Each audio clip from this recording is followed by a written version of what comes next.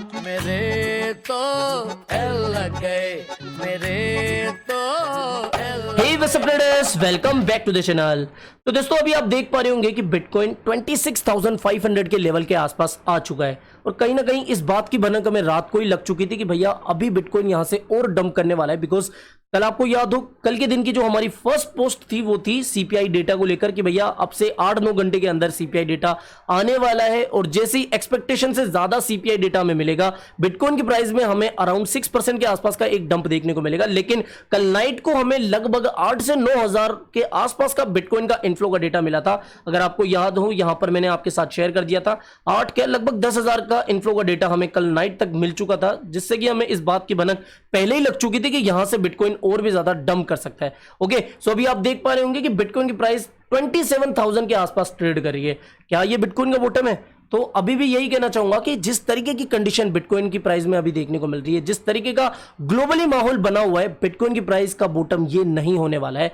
May be bitcoin की price हमें 24,000 से लेकर 22,000 वाले जोन में देखने को मिल सकती है और आप में से भी लगभग 70-80% लोगों को लगता है कि बिटकॉइन की प्राइस हमें 22,000 से 24,000 तक देखने को मिल सकती है। लूना की प्राइस की बात करें तो लूना लगभग 20 सेंट के आसपास आ चुका है। कल आपको याद हो, हमने ये डिस्कस करा था कि $3 के आसपास काफी हेवी बाइंग ऑर्डर लगे हुए हैं, तो अगर प्राइस यहां पर आती है तो यहां से हमें वापस से बाउंस बैक देखने को मिल सकता है। लेकिन अगर आपने वीडियो को ढंग से सुना हो, अगर आपने वीडियो को पूरा देखा हो, तो आपको यह भी पता होगा कि हमने ये भी डिस्कस करा था कि भैया यहां से अगर बिटकॉइन की प्राइस क्रैश हो जाती है और जो आखिरी उम्मीद है कि लूना फाउंडेशन को अगर $1 बिलियन की फंडिंग नहीं मिलती है तो लूना की प्राइस हमें $1 से 10 सेंट के बीच में भी देखने को मिल सकती है। और मेरे वीडियो के तुरंत बाद मैंने एक पोस्ट भी अपलोड करी थी जिसमें मैंने आपको यह बताया था कि यहां पर लूना फाउंडेशन को जो फंडिंग मिलने वाली थी वो हाल फिलहाल नहीं मिलने वाली है, जिससे कि लूना फाउंडेशन को अगेन एक तगड़ा झटका मिला।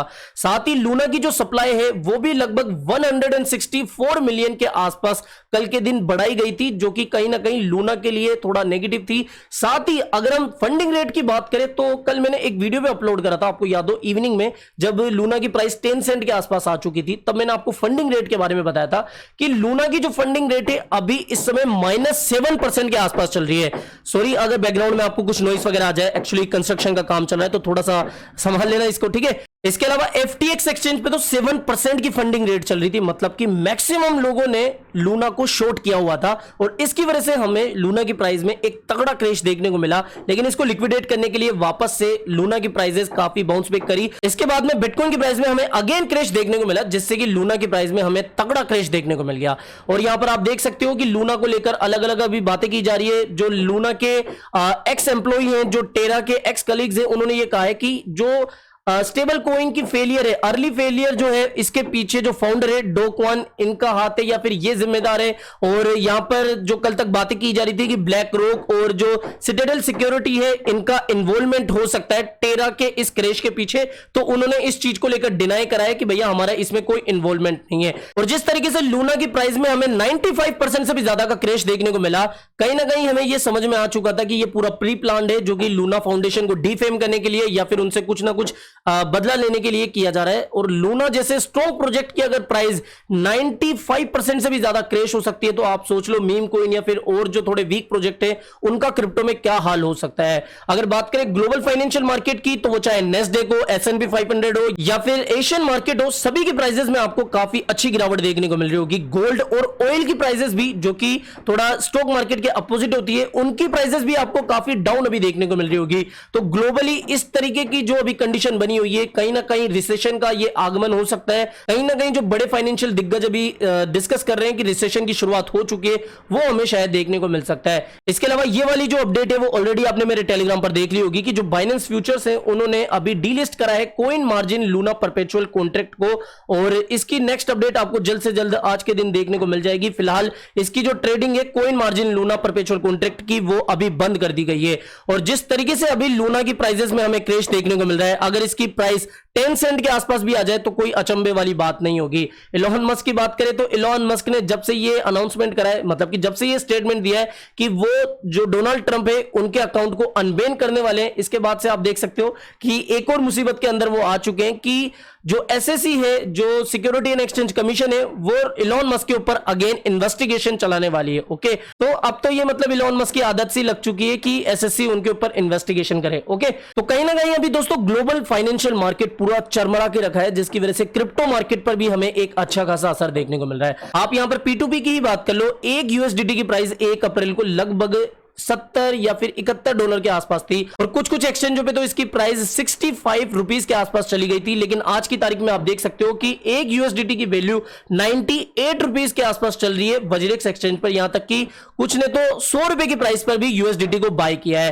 तो यहां से आप मार्केट की कंडीशन देख सकते हो कि किस तरीके से अभी मार्केट में एक अफरा तफरी का माहौल बना हुआ है, और जिस तरीके से हमें बिटकॉइन की प्राइस क्रैश होती हुई दिख रही है, जल्दी हम बिटकॉइन को 24 से लेकर 22,000 के जोन में भी देख सकते हैं। ओके, और लूना वालों के लिए तो मैं यही कहना चाहूंगा कि देखो, अगर आपने हाई प्राइस पर इसको बाय किया था लगभग $100 के आसपास, या फिर अगर आपने $50 के आसपास भी बाई किया था, तो अभी इसको सेल करने का कोई मतलब नहीं है। ओके, लेकिन ये भी नहीं कहूंगा कि इसकी प्राइस जल्द से जल्द हमें रिकवरी करती हुई दिख जाएगी, जल्द से जल्द हमें $50 या फिर $60 के आसपास देखने को मिल सकती है। बिकॉज जिस तरीके का क्रैश हमें इसकी प्राइस में देखने को मिल रहा है, जो लूना के रिटेल इन्वेस्टर्स है उनका कहीं ना कहीं लोगों का इस पर से विश्वास उठ रहा है। लेकिन ये है, जैसे ही आपको 10 सेंट के आसपास प्राइसेस की देखने को मिलेगी, थोड़ा बाउंस बैक भी आपको देखने को मिलेगा, बिकॉज काफी लोग इसको बाय करने भी जाएंगे। ओके, और हाँ, इतना तो मतलब आपको भी पता है कि जीरो लॉजिकली तो लूना की प्राइस नहीं हो सकती। इतना हम कह सकते हैं कि 0.010 0.00 में चली जा सकती है, लेकिन जीरो एकदम ही जीरो होना ये बिल्कुल ही इलॉजिकल सी बात है। ओके, और कहीं ना कहीं अगर लूना को बैकअप नहीं मिलता है, लूना को फंडिंग नहीं मिलती है, इनका प्लान सक्सेसफुली एग्जीक्यूट नहीं होता है, तो लूना की दिवालिया होने जैसी भी हालत हो सकती है। ओके, तो लूना के इन्वेस्टर्स के लिए ये एक काफी नेगेटिव बात है कि अभी लूना फाउंडेशन की तरफ से फंडिंग को लेकर कोई अपडेट नहीं आई है। ओके, और बाकी जो अपडेट्स है वो टेलीग्राम पर आपको मिल जाएगी। बाकी एक चीज आपसे मैं अगेन कहना चाहूंगा कि सबसे फास्टेस्ट, सबसे काम की अपडेट और इनफ्लो का डेटा सिर्फ मेरे ही टेलीग्राम चैनल पर आपको मिलता है। बाकी आप देख सकते हो कि कहीं भी आपको इतना एक्टिवली कोई अपडेट नहीं देता है। तो प्लीज आपसे रिक्वेस्ट है कि मार्केट से जो भी इंपॉर्टेंट अपडेट आती है, जो भी अर्जेंट अपडेट आती है, अगर आप उसको मिस नहीं करना चाहते हो तो यहां पर टेलीग्राम पर आप ज्वाइन करके रख लेना। लिंक आपको इस वीडियो के डिस्क्रिप्शन बॉक्स में मिल जाएगा, और बाकी जो अपडेट्स थी मेन वो टेलीग्राम पर आपको पहले ही मिल चुकी है। ओके, और जिन भाइयों को लगता है कि बिटकॉइन की रिकवरी इस इतने बड़े क्रैश से अब होना मुश्किल है, तो यहां पर अगर हम हिस्ट्री में जाए, 62% के डंप से कितनी बड़ी रिकवरी हुई थी, ये फरवरी 2020 की बात है। इसके अलावा यहां पर आप देख सकते हो कि लगभग 30%, और अगर हम हिस्ट्री में जाए तो यहां पर आप देख सकते हो 2018 में 51% क्रैश से इसने वापस से रिकवरी ली। यहां तक कि आप देख सकते हो कि लगभग 2018 जनवरी में 69% तक का डंप आ चुका था, फिर भी यहां से हमें एक बड़ी रिकवरी देखने को मिली।